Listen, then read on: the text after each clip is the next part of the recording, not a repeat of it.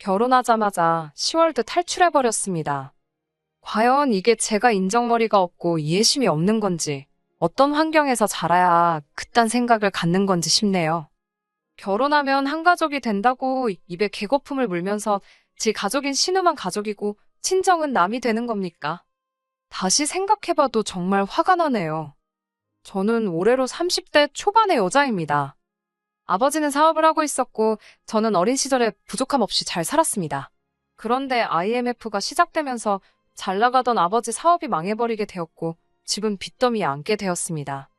아버지는 백방으로 빚을 갚기 위해 이 일, 저 일 다 하시면서 돈을 벌러 다니셨지만 도무지 그 상황을 타개할 좋은 방법이 보이지 않았습니다. 온 가족이 단칸방 이사 다니면서 전업주부였던 어머니도 시장에 나가 일을 할 정도로 열심히 노력했지만 도무지 방법이 없었습니다. 아버지의 사업이 잘 될 때는 친척들 친가회가 할 것 없이 다 아버지한테 어떻게 콩고물 좀 뜯어내려고 친하게 지내고는 했는데 막상 아버지가 꼬꾸라져 버리니 친척들은 언제 그랬냐는 듯 등 돌려 외면하더군요.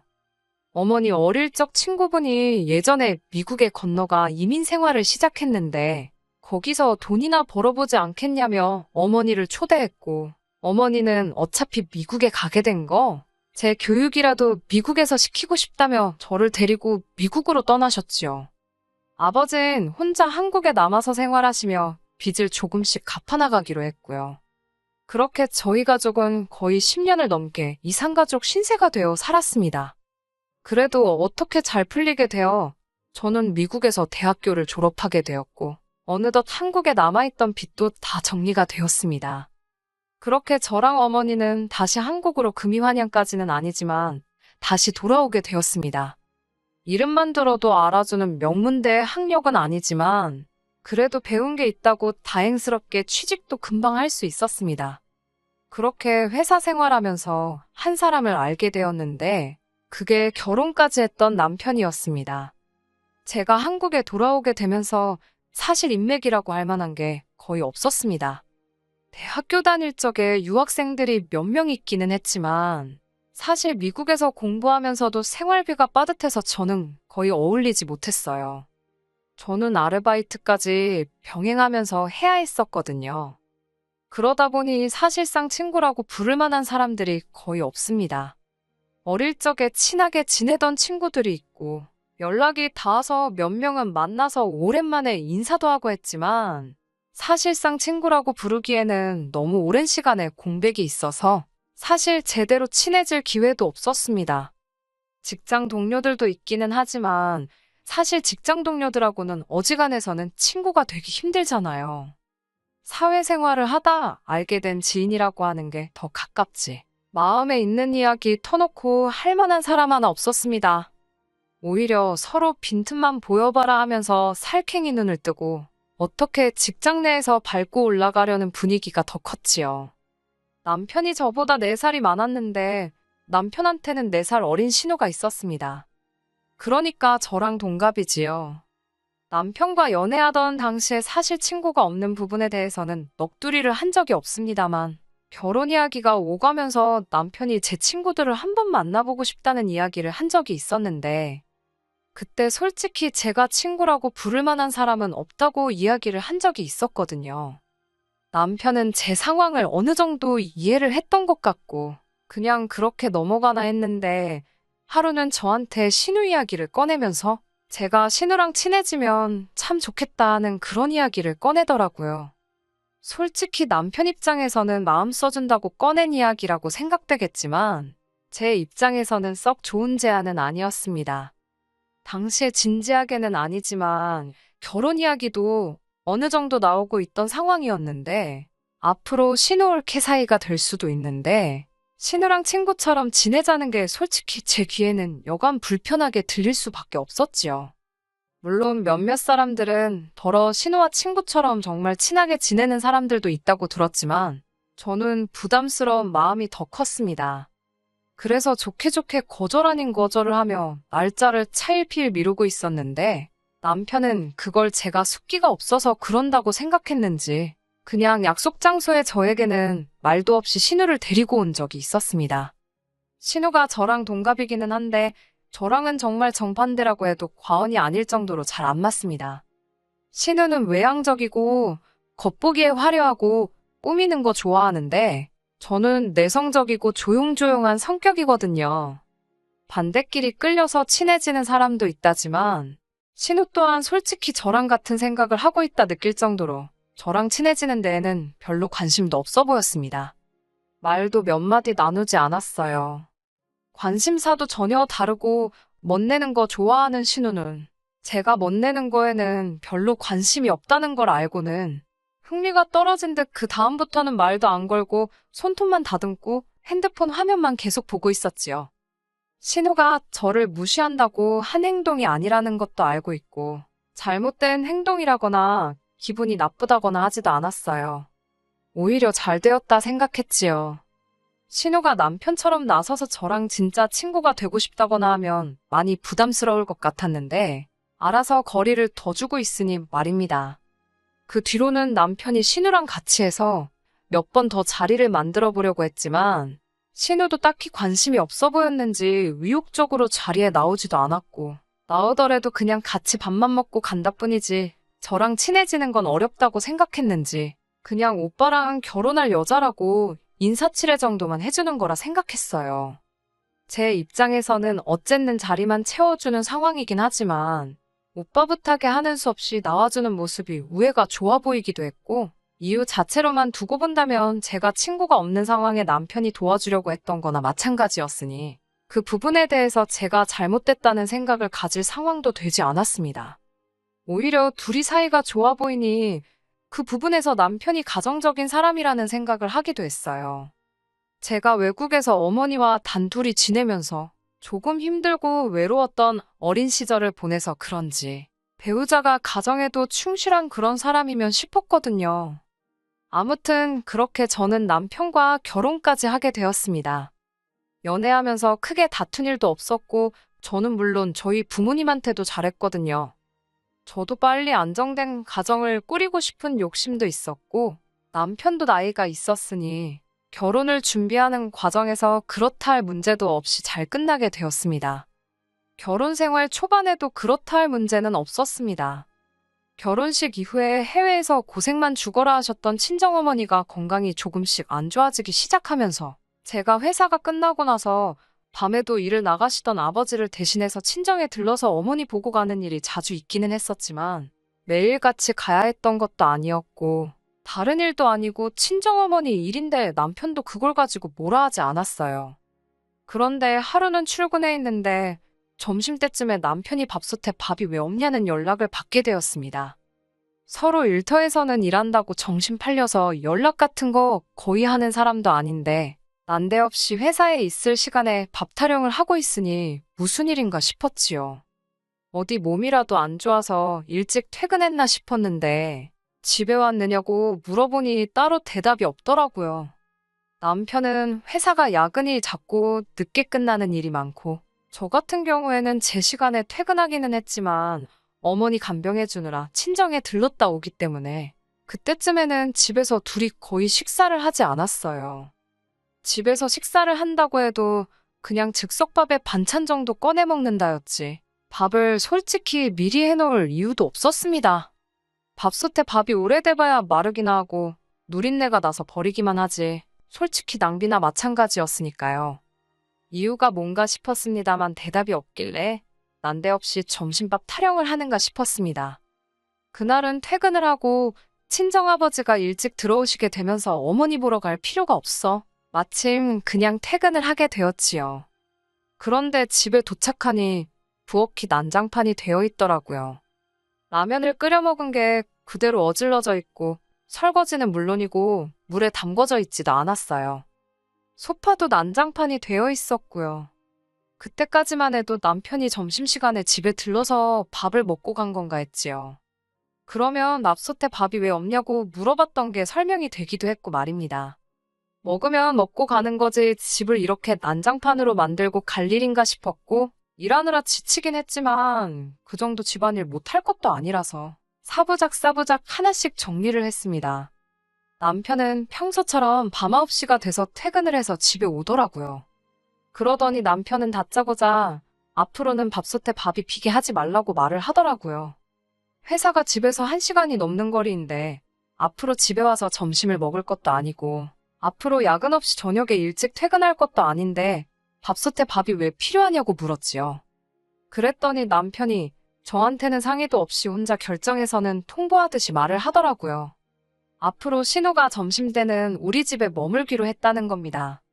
난데없는 폭탄 선언에 그게 무슨 말이냐 물으니 신우가 직장을 구했는데 저녁에서 아침까지 일하는 직업이랍니다.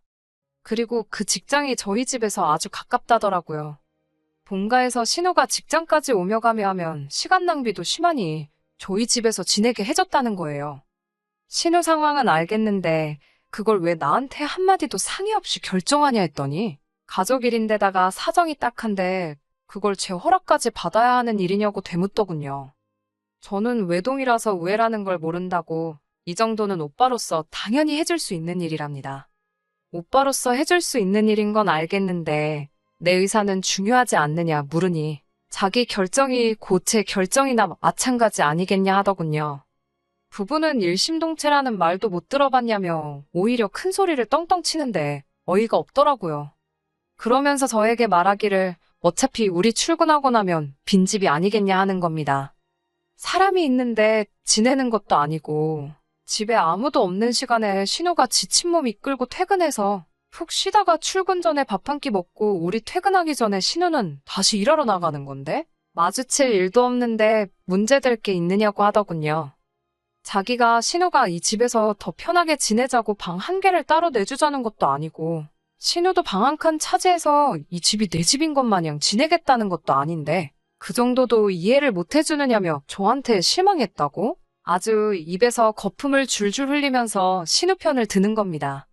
암만 신우가 집에 아무도 없는 시간에 머문다고 해도 제 물건도 있고 귀중품도 있고 한데 집안에 자유롭게 들락날락 하는 건 상상조차 가지 않고 거부감부터 들더라고요.